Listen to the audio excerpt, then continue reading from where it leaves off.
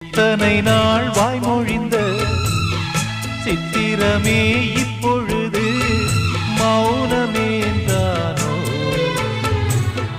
மின்னலென மின்னிவிட்டு கண்மறைவாய் சென்று விட்ட மாயம் நீதானோ?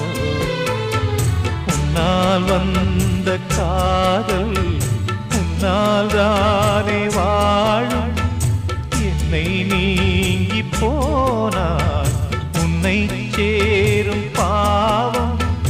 எனக்கொரு அடைக்கலம் வழங்குமோ உன் இதயமே? அன்பேவா அருகிலே என் வாசல் வழியிலே